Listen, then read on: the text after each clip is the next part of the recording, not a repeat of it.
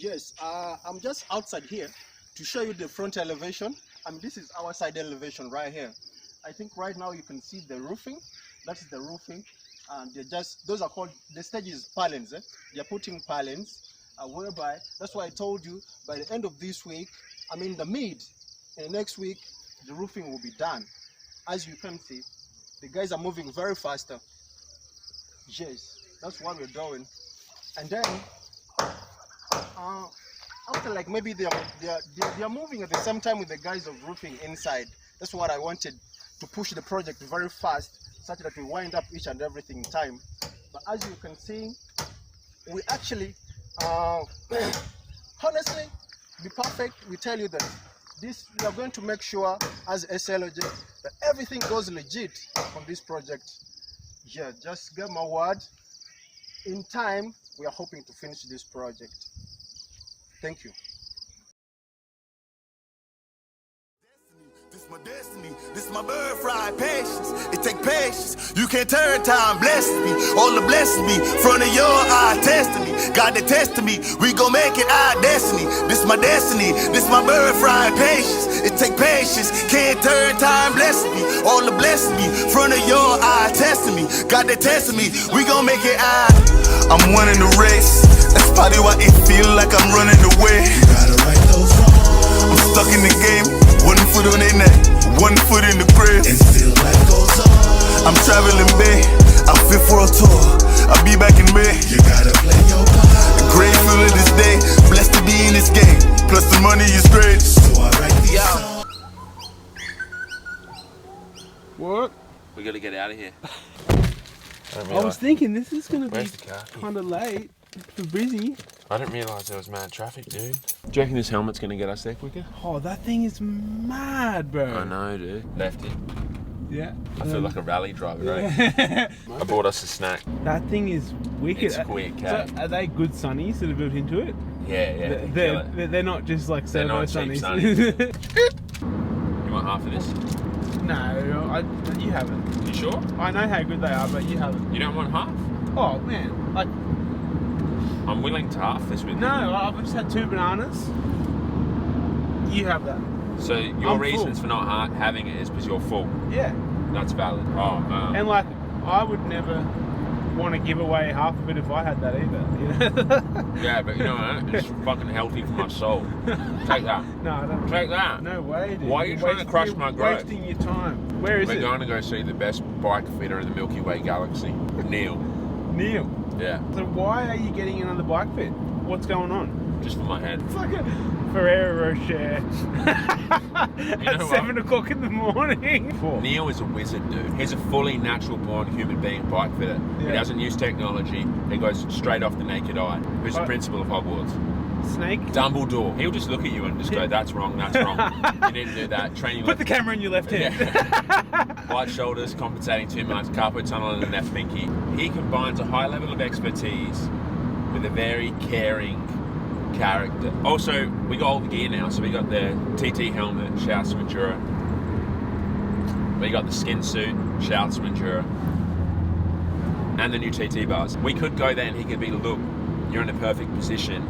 Everything you feel is just a byproduct of the training. Honestly, I'm just going to catch up with the dude. Neill can sign off and say, look, anatomically, you look fine. It's not too high, it's not too low. You're not going to destroy your knee. You're not going to tear your hamstring. Your glutes are not going to fall off. Your spine's not going to collapse. You're not going to have an anxiety attack on the bike. And you go, okay, I've been sealed off by Dumbledore. Now, I just need to go out and do the training on this position. And if it's uncomfortable, it's uncomfortable, which is the nature of it. You can get into this habit of you see a word, you don't know the word, you're interested in the word, and then you don't look up the word or investigate it. Yeah, okay. Whereas you can call yourself out and go, anytime I see a word I don't know or I'm interested in, I'm going to look it up.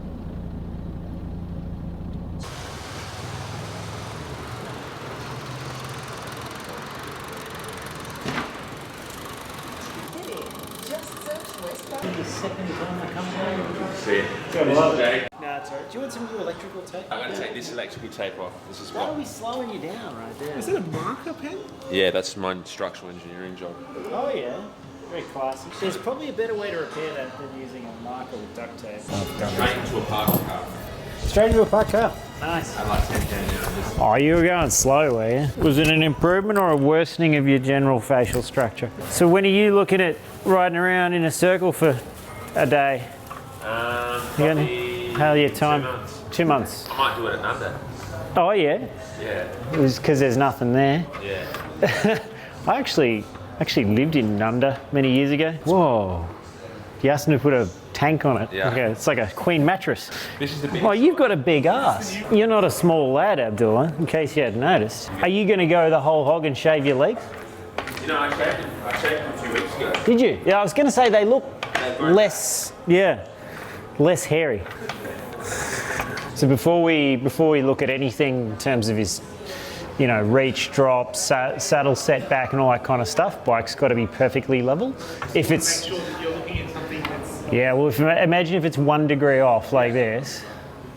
It means that he's actually going on a 1 degree incline, which is not much, but the seat will move back at his seat height. The seat will move back about 8 or 10 millimeters if it's 1 degree off. So if we're trying to accurately measure his setback relative to the bottom bracket, for example, your bike has to be perfectly level before you start. Yeah. This is Abdullah's old position chart from, gee, when did I see him? September last year. We have tweaked it a bit since this one. Oh, he was a mess. Yeah. He was a horrific asymmetric mess when I met him. He had major musculoskeletal asymmetries from his, he had a really bad position, which he rode across America with and all that kind of stuff, and further screwed himself up. And it does, yeah. So he was pretty twisted and bent. I would say you're less twisted and bent now, Abdullah. Have you been assessing while he's been here? Last time I saw him. What started to creep in? What are you starting to feel? Just doing more training, so I'm starting to feel this whole left bit here. Yep. Started to tighten again? It gets tightened. Yep. And if I get any pain, it's always here. Is there a pattern to it, like a load-related pattern, or is it really random, or what? Like, is it when you're doing a hard effort and then it fades away afterwards, or? It comes and goes, man. Sometimes I'll start right. The first 2 hours will be pretty bad, and then the next 4 hours will be fine, and then on the last hour it will come back. That is very odd indeed. For a while there, I was getting this whole crazy sensation on my right side, where it would get hot. This whole left glute and lower back. The temperature of the skin would feel like it. Yeah, like hot, and then I'd scratch it like that, and it would almost sting and get warm. That is bizarre. Was there any bruising or anything visible on the skin? Nothing visible. You're an odd character, Abdullah. We had a suspicion that he had a shorter leg by a substantial margin, and we ended up using no shim on him at all. Is that what we're saying? Well, this is what we're not sure of, because he was... Functional asymmetry. So he had large muscle bulk differences left versus right leg. So one of his legs was substantially stronger in some areas than the opposite. And so I call them like a crossover sign, where one hamstring is much stronger than the other and the opposite quad is much stronger than the other, and all this kind of stuff. This is why we keep really good notes. We knew he would be what I would call a work in progress, where he changes slowly over the coming 6 to 12 months, and as he changes we have to adapt the position. We did some pretty funky stuff to get him sitting squarely and riding relatively symmetrically initially, and we started to, I think we're going to sort of slowly undo that now. Towards the end of this time period we'll start to see his final like long-standing position come about. Yeah, so let's have a look at you, man. Let's see what's changed. He's already got a set of custom kind of extenders to bring his pads back closer to him. We had a machinist make them up near where I am. These things, these look really good. Yeah, so that's it. It's just going to sit like that and bring us back. What did we stagger it? 50 mil laterally and 50 mil posteriorly at the same time. So people they're in a constant state of change, unfortunately, and so when you're really messed up and you go through a whole bunch of changes like Abdullah, it's natural and normal that we need to tweak the position as we go. You've gone a bit out of whack again. Your left foot, you're dropping the left heel, but you're pointing the right toe. So there's an asymmetry in the ankling. The rest of it looks great. Have a look at the angle of his left heel across the bottom of the stroke. His foot gets almost horizontal, right? Yeah. Almost. Now have a look at him from the right. See how he's slightly toe down? Yeah. You'll also notice if you look at him from the front, and this will show up fairly clearly on a video, his right heel is drifting out and his left heel is drifting in. So he's very slightly sitting oblique to the bike. Now, he's still nicely centered. You haven't drifted off again here, mate, which is great, and you're not doing anything too crazy.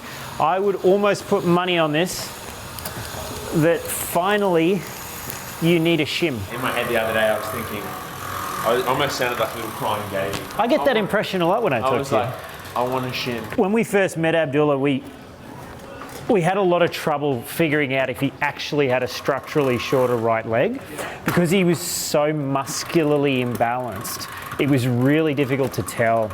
And in the end, on the day, we didn't use a leg length shim at all because he just looked worse no matter where I shimmed him, what I did with him. And I said to him, look, I fully expect that you probably do have a small leg length discrepancy, and over time we may see that start to come out, like we may be able to sort of visually see it, and that I suspect is what we're seeing now. The saddle, I'll move it up a mil, and I'm like, fuck, I get relief on one side. Yeah, but not on the other. One's too short. So might he be able to feel that relief now with that shim? He's a pretty sensitive sole, but already the symmetry of the heel dropping is much better. So his left glute has relaxed off. Mate, you're solid as a rock here compared to last time I saw you. You're just, yeah. I'm trying to focus on the side. It's working. Now he's just got really subtle asymmetries, whereas before he had massive, terrible, really severe asymmetries. No, he's much better than he was. It's just a 6-month process. Like, people's bodies change slowly according to this type of stimulus on a bike. Yeah. It's not like lifting weights where people change really rapidly. People change slowly, man. It's going to be a 4 mil shim, Abdullah. That's 3 inside the shoe and it's much better. Looks good. Does it feel a bit nicer? Yeah. We need to move the seat up a fraction too. Yeah, I felt that. Yeah. You look good though, man.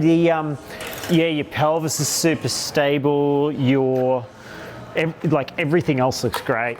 Just, we're finally starting to see what I would call end stage Abdullah. It just took 6 months, which I kind of said to you, it probably will take 6 months in the day. That is, I can't believe I missed that. Yeah, I'm getting old, so I'm doing stuff up with this. This thing's fantastic, man. Yeah, because the time-consuming thing is getting threads started. So what you want is something that spins rapidly to start the thread.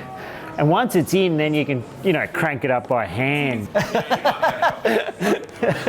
Where it gets messy is there's various types of pain, and there's some that we want to put up with and some that we don't want to put up with. The ones that we don't want to put up with are focal inflammatory pains. The ones that we want to put up with are, oh God, I've been riding for 20 hours, this sucks type of pain. It's physically damaging too, and anything which is physically damaging to your body, your brain will start to slow you down to try and protect the structure. Yeah. So, your brain will use pain as a control mechanism to slow you down. If if there's danger to your connective tissue, oh man. That's right, I go through a 4 mil Allen key every couple of months.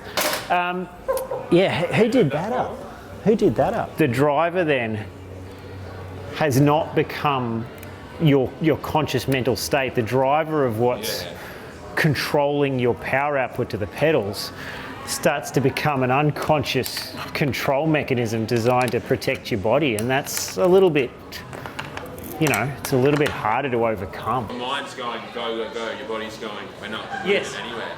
So here he's got perfect control of the leg extension here. He's got a moderately toe down attitude on the right leg. We have a look at him from the left.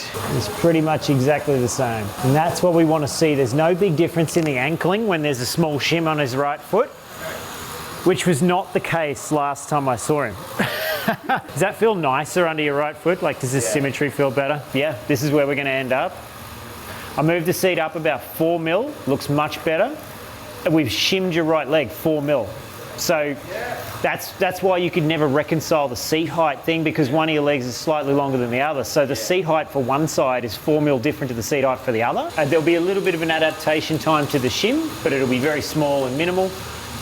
Should be good. What, man? It can't be as big as what the other adaptations were. That first one was, Felt like it was remember? like crooked, like your centre. When I first came to Neill, I walked in and I had just done a 7-hour ride. I had no pain, and then Neill was like, "You're the worst dude I've seen." And really, normality is all that we're looking for. You know, we're just looking for him to look like a regular bike rider, regular enough and normal enough that he's not going to hurt. You know, yeah. It looks good. It's, you know. It's polarizing. What was the results of that wind tunnel test about beards? Did beards make you go faster or slower? No, they're fine. They're fine, aren't they? It's the legs. Yeah, I never saw that. There's, you know what? I shave the legs about half a kilometre in the legs per hour. Right. Do you know what, Neill? I just don't want this thing to be sticking up like I'm an antenna. From what little I know about wind tunnels and so forth, that should be tucked down on your back, possibly to the point of maybe even like putting something else over there. Yeah, I mean, he's a dodgy guy, so tape would work well. So the airflow will hit the front of the helmet, and then hopefully the laminar flow, which is the non-interrupted airflow that hits him, will reconvene at the back of this and slide off his back. What you don't want is rotors. The laminar flow hits an edge and then is turbulent off the back of that structure. So rotors are your enemy. And so, yes, this is one of the problems that you'll have, right, is you're doing this for 24 hours and your neck will get sore and you'll want to do this, and yeah. I'll tell you too, I've thought about this, and I'm not an ultra endurance rider, but I've met quite a lot. What I would do is I would make a strap which pulls down on here and goes under your chest.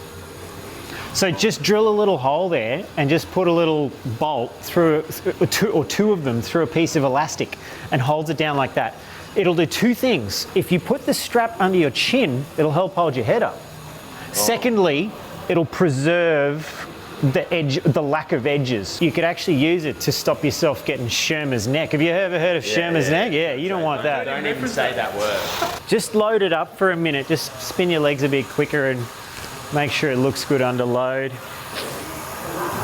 It's almost like I have to just sit at my eyesight like 5-10 mil above my hand. Did you want to repair this? The structural rigidity of the texture is very low, generally. I was going to use a chopstick, but it was too long. Yeah, paddle pop stick.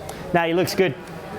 Just need a small shim. And yeah, last time I saw him, which was only about 2 months ago, he didn't need the shim. We tried it and it looked worse. And now he definitively looks good with it. So, you know, it just took his body 5 or 6 months to come out of that massive lot of asymmetry that he had. He's muscularly quite symmetrical now, and he's riding. He looks fantastic in terms of his left-right balance and his general symmetry, but he now needs a 4 mil shim under his right leg to maintain really, really, really high degrees of symmetry, as opposed to just decent symmetry. If it was me, or him, or someone doing 200 Ks a week, it wouldn't matter. The more Ks you do, the more wattage you do, the more repetitions of the motion there is, the more perfect the position needs to be. So is this your gig every day here, Bike Fits? Yeah. When I work. I don't work that much. You haven't been working much lately? I'm trying not to work. I'm here a couple of days a week. They're very long days, but I'm not here 5 days a week. I think I'd go mad doing it 5 days a week. Keep an eye on the shim. It's on the right one? It's on the right shoe. 2 millimeter shims. I better just put an outline around it for you. I was thinking there was going to be a thing in the shoe, but It'll be... it's a plate. Yeah, just acrylic spaces. And you've got some longer screws to hold it all together through into the base plate. I'm so happy you put that shim in there, man. That'll be all it was. There's a chance that will vary again. We may end up, in 3 months, you might go, oh man, it's starting to fill off again, and we go up to a 6 mil shim. I'd be very surprised if it changed a lot from there, but you've been surprising me at each turn, so you never know what will happen. No, you're looking good. Try the shim, let me know what happens, okay? I don't know how much that costs, but I bet you that's worth every cent plus 100 You see what I'm saying? Very you walk cool. out of there refreshed, eh? I had so many questions I wanted to ask. Like you've been juice fasting and had a colonic. What's he doing for lunch? He's bike fitting. He just eats prana. Doesn't eat. I need to show you something in the boot. Big I've just box. been sent a special package from NASA headquarters. I'm looking at. Zoom in on that. What is it? It's what they're feeding the astronauts. This is what Captain Picard eats. It's 4 weeks of actual training, and then taper, which is still pretty. What do you do in the taper? We'll have to get into that into another video. Oh, that's exciting. I've learnt from previous tapers before, sometimes there's doing too little, sometimes there's doing too much. It's a fine line between resting your body and also resting your mind to where you feel like you're ready to just like... I'm about to go make some food. Thing with the berry bowl, I'll tell you a little tweak you can make. Yeah. Whole bag. Hang on, do you want these people to hear this tweak? Yeah, well, are we going to deprive them of the sacred knowledge? I don't know if they're ready to bloody... Bro, they're ready for anything. Okay. They've been watching the channel. Blueberries, cherries, frozen cherries. Oh, yeah. I've heard this. 80-20 ratio. haven't tried. 80-20 ratio. 80 berries. 80%, yeah, of course. Yeah. And then Imagine an 80-20 cherry berry mix. that would be pretty cool, bro. That's an exotic bowl. Thanks everyone for watching the video. I hope you enjoyed it. If you want to check out Neill Stanbury Bike Fit at Neill Stanbury Bike Fit. I don't know if that's the website, but I'll drop the website in the thing below. Also, Fells Electrical for all your electrical needs in the Brisbane or Greater Brisbane area. Seriously, if you're having dramas with anything electrical, don't look past Fells Electrical. Also, big shout outs to Endura, big shout outs to Drag to Zero, big shout outs to all of you watching and supporting. And let's continue to pump this Masaka Cycling Club fundraiser. We're about to cross $14,000 almost. We got about $10,000 left, which is very achievable. So I really want to say thank you to all of you for helping out with that, and that's making a big difference in these people's lives. Ciao!